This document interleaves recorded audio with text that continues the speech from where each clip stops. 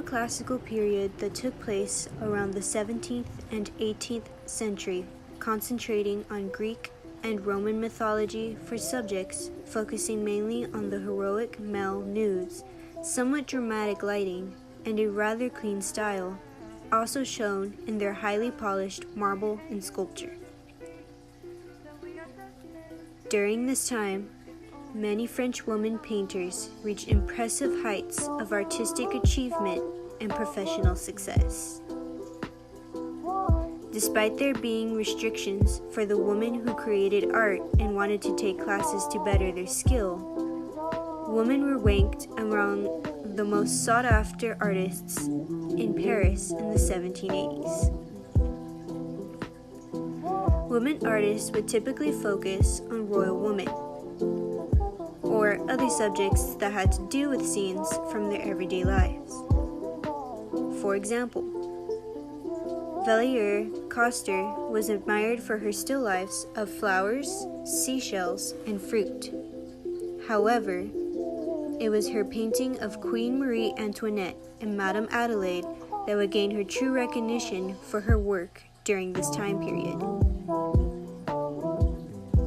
Having women being recognized for their artwork in a time frame where men were more recognized for their works had put people into amazement. It was both unusual and had immediately put them as rivals against men, calling their style more feminine rather than masculine. While most people seemed to support them, such as critics, others saw it as the immodesty of women who would display their skills so publicly. Louise Elizabeth Vigée Lebrun is another artist that represented women during the Neoclassical period. She enjoyed the patronage of European aristocrats, actors, and writers. She is recognized as one of the most important female painters of the 18th century.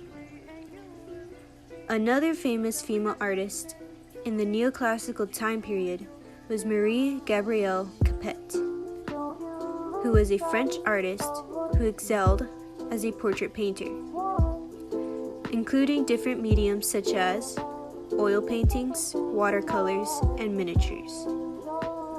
Over the years, her work had started to drop from popularity due to the fact that society at the time continued to diminish and forget the work of female artists.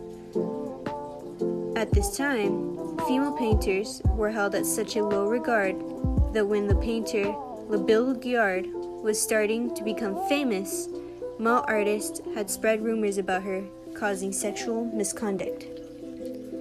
This, however, did not stop LaBille, as it only motivated her to push harder and continue to create art as a woman publicly.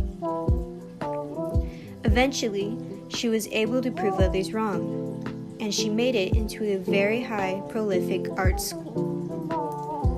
Motivating other females to create art like she did during the Neoclassical time period, she insisted that more female artists would join and be more open about their artwork. As you can see, during this art frame, many female artists have proved themselves to be more than just talented and had made their own mark.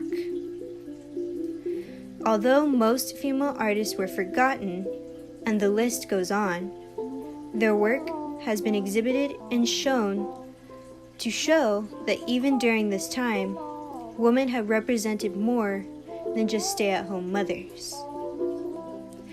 Although critics and men had judged women for their artwork, it is proven to show that their talents had been just about the same as men or even better.